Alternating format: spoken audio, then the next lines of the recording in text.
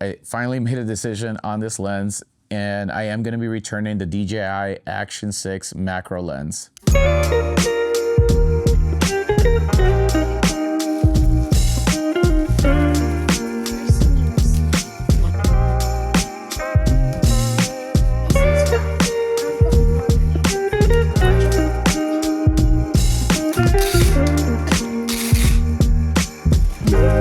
Now, yes, I'm going to be returning this lens, but it's not for the reasons that you think. Honestly, I give this lens a 10 out of 10. But before we get into it, I do want to give a shout out to my boy, Juji, because he took this lens from me. I ended up selling it to him for 50% off. The reason why it didn't work out for me is because my workflow is a lot different than maybe somebody out there. And I hope that this video helps you decide if you should purchase this lens, or if you are having buyer's remorse because you bought this lens and now you don't know if you should return it. Maybe this video will help you clear some of those thoughts. Now, I do want to start off by saying some positive things about this lens. Like I said, I give this lens a 10 out of 10. I don't think there's anything wrong with it. So the quality straight out of the box is amazing. It's got that professional weight. The glass elements, both front and back, are amazing. I can tell from owning very expensive cinema lenses and all that stuff, because that's what I do for a living, that this lens was very well made. The material, everything about it, 10 out of 10 in terms of quality, and it's totally worth the $200 price. Now, I do wish that DJI would have made a cover for this lens for that price.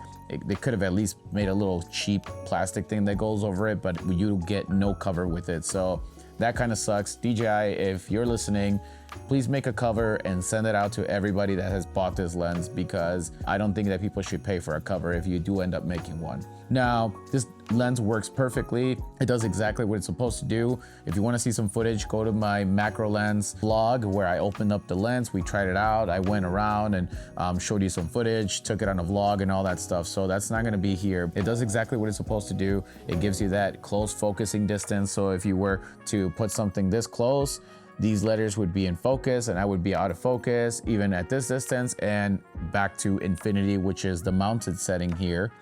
And basically gives you the same thing that the DJI Nano is giving me right now. And with the Action 6 is set to default on this.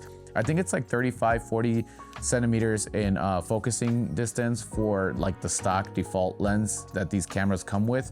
Now, like I said, we are on the DJI Nano, and if you are wondering how I'm monitoring the footage while recording on the DJI Mic Mini, go ahead and check the video. I think it's the one before this one. I show you guys a little hack on DJI Mic 3 and monitoring your footage while you're recording on the DJI Nano. So the first reason is the size. Guys, when I put this lens on my action camera, for me, it doesn't make it feel like a pocket camera anymore. And I like that this is small. I got small hands, so this can fit in my pocket, my hoodie pocket, in my bag. I can just throw this thing and know that it's not gonna scratch or anything like that. It's just so compact and so sleek. I just like how small this is. When you put this on, it basically doubles the thickness of the camera and doesn't feel so sleek now. I think people look at it a little bit more because look how big this lens is. I know that's just a personal preference kind of thing, but for me, it's a little too big for the camera. I like how small these things are. Again, talking about how delicate this lens is, talking about delicacy, kind of reminds me of the Pocket 3 days when I used to go out vlogging and it would rain on these walks, or it would be very windy and start snowing. And I was always just so scared that my Pocket 3 was gonna get damaged, because it is not a waterproof camera. It's not that robust like an action camera where you can literally just throw it in your pocket. The Pocket 3, you kind of had to be careful because it had that gimbal head where you felt like if you dropped it and you smacked that thing, the gimbal head might not be working. There's just a lot more elements to ruin. And like I said, it doesn't make it waterproof anymore. And if you like taking these cameras on vacation where you're maybe by water or it rains, or you like to vlog and have adventures with it, which is the reason why we get these cameras, is to go film your life. This lens makes this feel like a Pocket 3 again in terms of how delicate I have to be with it, not wanting to break it or drop it. And it also just makes this camera a lot more valuable because this is $200, the camera's like $400. It's a $600 camera to carry around to have fun. For me, that's kind of pricey. If you're a baller, then I guess this doesn't matter to you, but I'm not and having to carry a $600 piece of camera with no cover on it just makes it very hard for me. And finally, and I think this is the biggest one for me, this lens just doesn't fit my workflow at all. You guys know that I make videos professionally, so I'm constantly using manual settings with my cinema cameras, ND filters, 180-degree rule, all that good stuff to get that cinematic feel. And when it comes to making my own videos where I just want to have fun, I just want to be able to grab these cameras, hit record, and not have to worry about anything except enjoying my life, having this lens on the camera makes me feel like I got ND filters, and that's the whole reason also why I don't use ND filters on here. I already do that for work every single day, like I said, and I don't want to do that when I'm doing my own personal work. YouTube for me is a passion. It's a thing that I love doing. Videos like this, I just do them honestly because I love doing them. And when I'm out there filming, you constantly have to change focus on this. So you got 3 settings in here. You have the flower setting, which is macro. It's like the close-up setting. And then you got the middle one, which is vlog or people or whatever you want to call it. It's just meant to be like maybe 2 feet away. And then of course you have the mountain setting, which is infinite focus.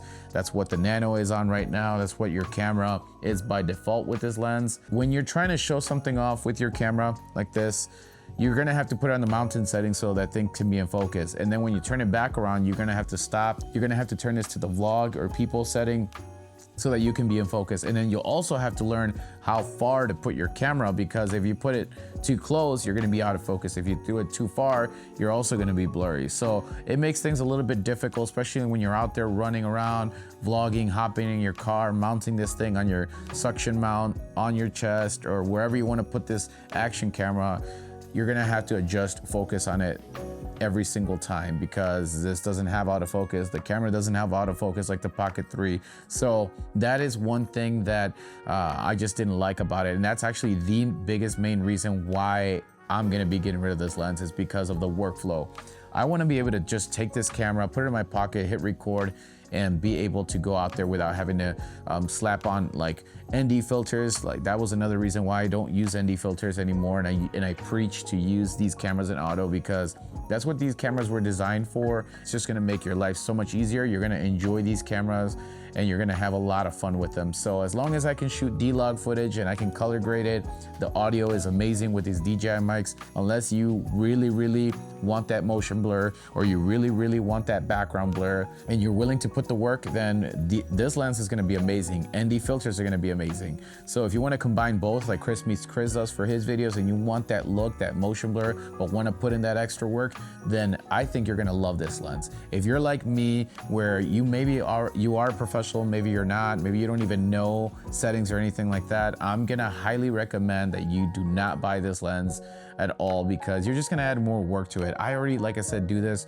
for a living on my cinema cameras, and I just don't want to do that when I'm out creating videos that I love doing, that are personal videos to me. They're vlogs. I just want to have fun with YouTube, and these cameras make that fun for me. So anyways, Julian, I hope you enjoy this lens. We're gonna go send it out, and I'll be catching you guys on the next one. Peace.